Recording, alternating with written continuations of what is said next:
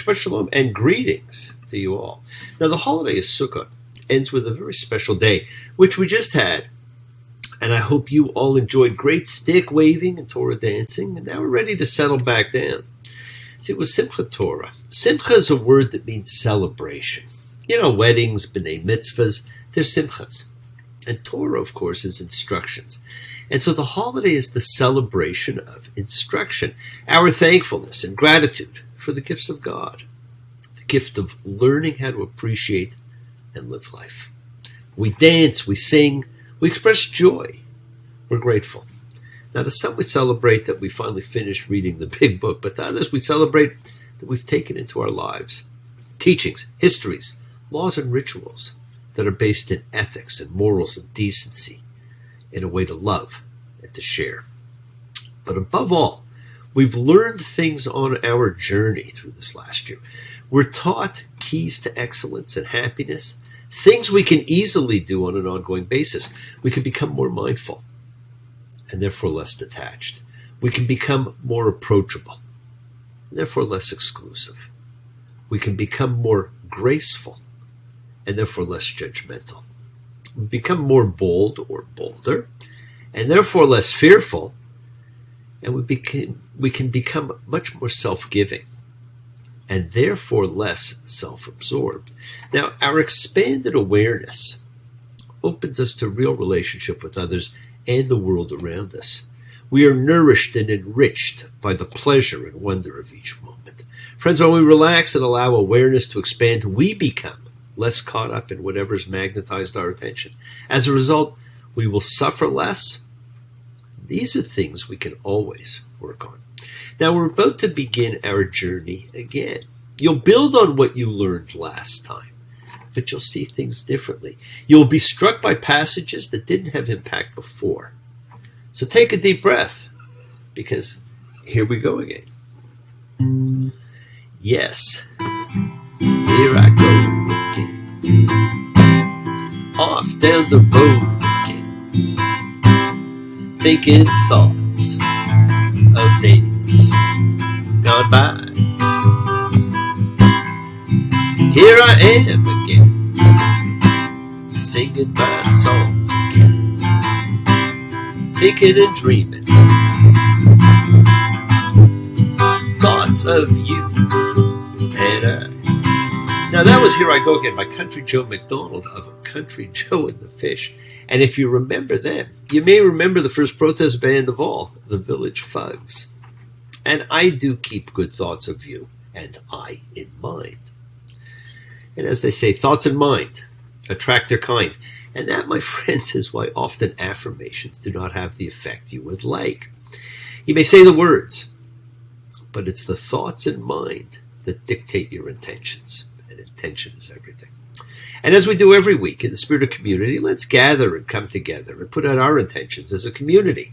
A like-minded, like-souled unification of spirit, the collective consciousness of seekers who come together in a showing of faith, of love, a community, a chavora, a fellowship, expressing our nature of kindness, compassion, thoughts and feelings, hopes, dreams, and wishes that unites us all in this community house of spirit, Beth Ruach. So once again, please do go ahead and invite everybody you know, physically, psychically, emotionally, spiritually, to gather and share the Hine Matov, Psalm 133, come together. Hine Shevet Achim Gam Yachad. Hine Matov Shevet Achim Gam Yachad. How good, how pleasant it is for brothers and sisters together. Community.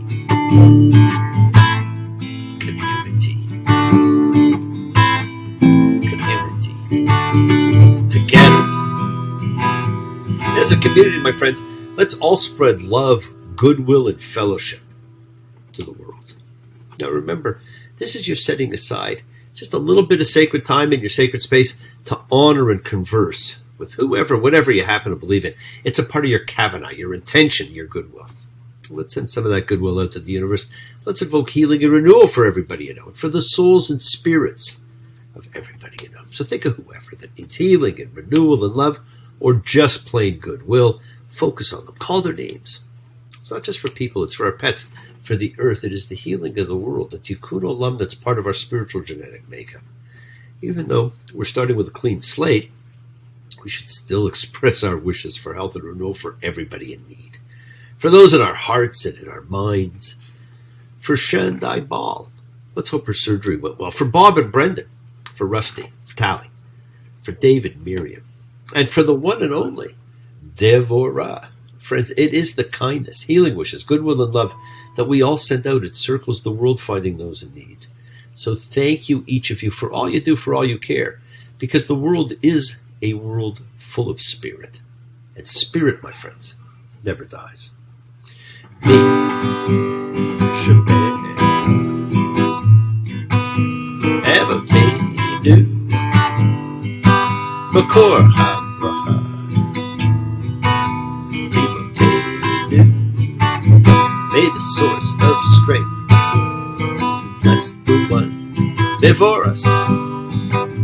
Help us find the courage. Make our lives a blessing. The renewal of body. The renewal of spirit. Let us say, Amen.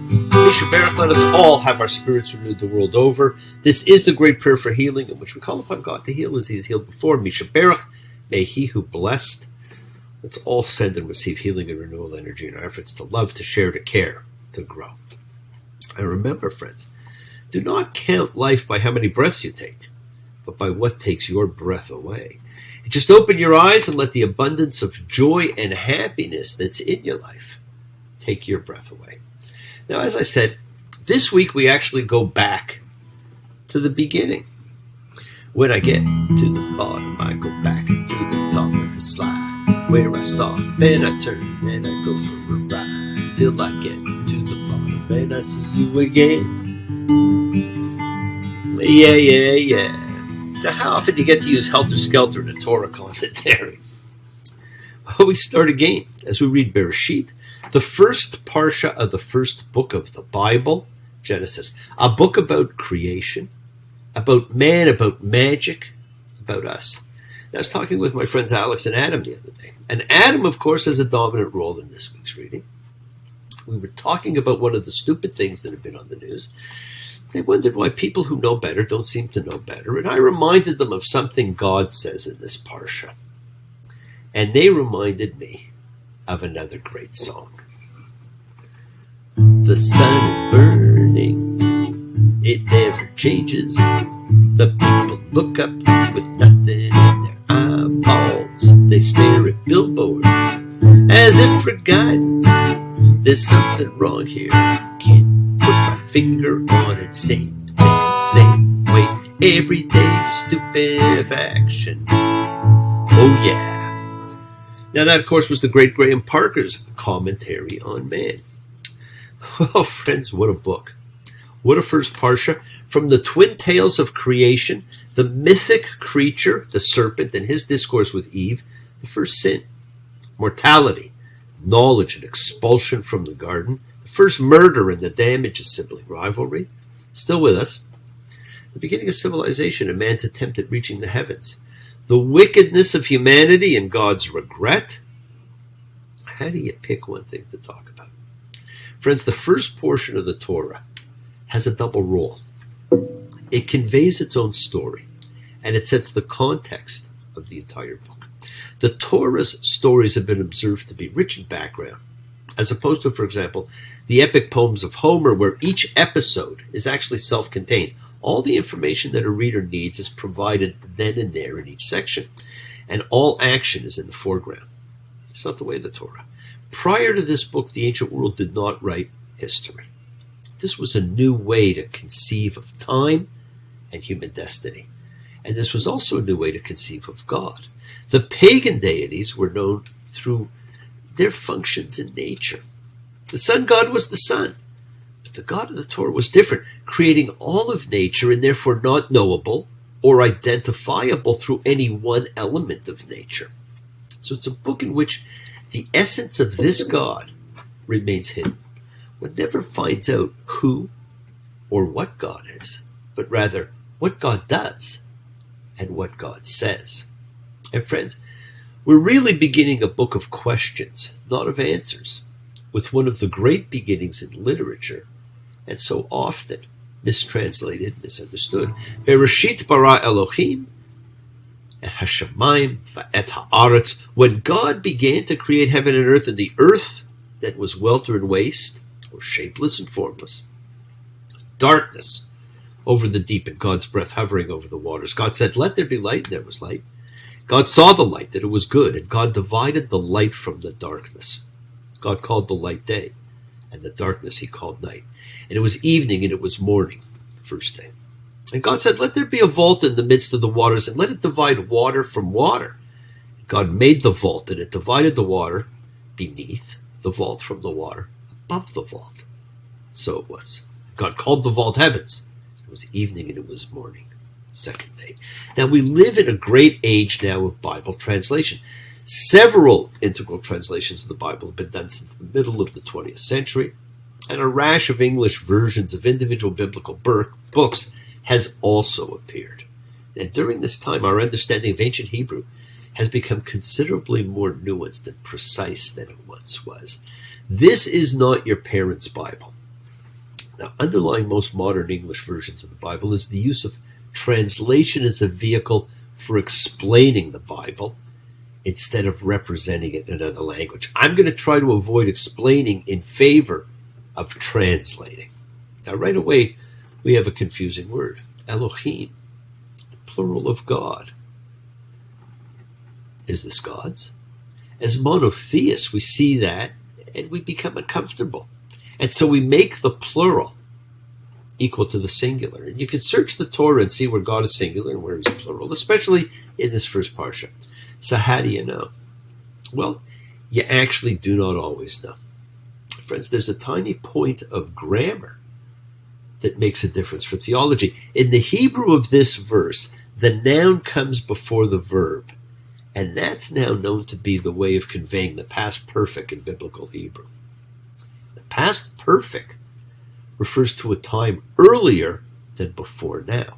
And so this is, the verse, when you read, the earth was shapeless and formless, does not mean the condition of the earth starting the instant after it was created. The verse means that when you read the earth had been shapeless and formless, it had already existed in the past in this shapeless condition prior to the creation we're reading about. Creation of matter in the Torah is not out of nothing, as many have claimed, and the Torah is not claiming to be telling events from the beginning of time. Now, how's that for a conundrum? A grammatical difference in a book without grammar. The only real creation here is light. Everything else is from separation and division of existing matter. Then we get the second story of creation, thrown right on top of the first, and it's just a little bit different. And it's our first exposure to different authors, different stories being edited together. Now, this week's an incredible beginning to this book, starting with the cosmic experience and ending with one of the least read, least talked about, but most interesting stories found in Genesis 6. The story of the Nephilim, the sons of God who fell in love with the daughters of man, who gave birth to the giants. Read the book of Enoch, the book of giants, and the book of Jubilees, all found in the Dead Sea Scrolls, and all left out of the official religious canon. Just as we get to meet Noah, which is where we end this week, God says he made a mistake. Man has evil in his heart. Genesis 6:7. And the Lord saw that the evil of the human creature was great on the earth, and that every scheme of his heart's devising was only perpetually evil. Every scheme, evil. And the Lord regretted having made the human on earth, and was grieved to the heart. The Lord said, I will wipe out the human race I created from the face of the earth, from human to cattle to crawling thing to the fowl of the heavens, for I regret that I've made them. Now think back a week or two when we read the end of the Torah, Deuteronomy 32, the great song of Moses. A steadfast God without wrong, true and right is he. Did he act ruinously? No. His son's the fault. A perverse and twisted brood. That's us. Yes, the world is sacred, my friends, and so is everything in it. Express your gratitude, light a candle, make a wish. Celebrate your life and the lives of those you love. Share your feelings with them. Live free, be free, honor your freedom, be well, be happy, and be blessed. Share and honor the light and all who live in the light, and continue to shine. Continue to send everybody you know goodwill and love. Pray for peace and freedom for everyone, and end to terror and hatred. Remember, friends, we are a community. We learn together, we celebrate each other, we love each other. We share this ride together, men and women equally. So let's send out love, not fear. Send out peace, harmony, goodwill, and healing to all who need it. And please do. Learn to forgive and learn to love, including yourself. Open your hearts and honor the relationships of your life. Tell those you love that you love them. Take advantage of the time you have. Enjoy the journey. We take the twists and turns and the patterns that weave through the fabric of our lives in our effort to grow, to learn, to be, to love. So please do love. God bless you all. Have a fantastic week. A week of love and light. A week of peace. A week of miracles. Examine your intentions and use them to imprint your will on the universe. Remember, we set in motion everything that happens in our lives. Our intention, our Kavanaugh, our cause, our effect, everything's linked. And as I've said, you always have time to forgive and to be forgiven. You have the knowledge of what's good and bad, so acknowledge what you've done wrong to yourself, to God, and to any person you've wronged. Ask forgiveness, but do so with sincerity, with accountability, vulnerability. Forgive those who've hurt you. You learn to be forgiving and compassionate, because the secret of forgiveness, compassion, and peace is in acceptance. Can you accept yourself, other people in the world just as they are? Can you accept life just as it is without trying to control it? If you do, you can experience the peace that acceptance brings. So do not stop that journey of yours. Never stop moving forward towards your promised land. It is your home. Keep on dreaming, keep on being, keep sharing, keep shining, keep teaching. Keep spreading joy and goodwill, and do not follow fear. Follow love. It's always in front of you. And remember to have faith, an unwavering adherence to principle, just as I have faith in the principle of love in all of you. Act with purity of heart and mind. Despise none, defraud none, hate none. Cherish all. Honor every child of God, every creature of the earth. May all people know peace in this year. May you nurture kindness and love everywhere. And work to be present in the body, my friends. Expand the heart, quiet the mind, because the deepest source of real power lies in your consciousness and the ability to be mindful, aware, present in all of life's circumstances. So make the most of your time in this life.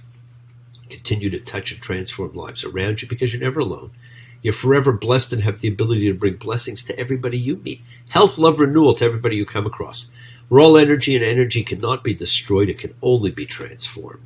Your words are your power to transform, to love, to bless. Be generous with them. Bless others, therefore bless yourself, and love with the heart. We're all part of a greater whole. Embrace love, not fear. Forgiveness, not anger.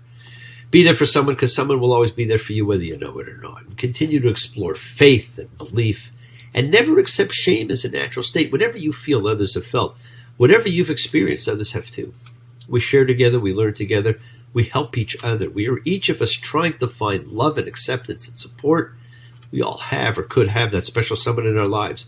So find them, tell them what they mean. And remember, you're never alone on your journey to your promised land. Watch your words. They hurt you, they heal you, they imprison you, and they free you. Keep forgiving those you need to forgive, and keep asking forgiveness from those you need to ask forgiveness of. Don't look to the gloom of life. Look into the light, because there's nothing but blue skies for each and every one of you. Blue skies, smiling at me. Nothing but blue skies I see. Bluebirds singing a song. Nothing but blue skies from now on. Friends, may you only know blue skies. They're there for you right now. So thank you for joining me. Sit back and enjoy the ride. Go and read the most incredible tale of all time, the first 6 chapters of Genesis. Shabbat Shalom and blessings to you all. Take care. Thanks. Bye.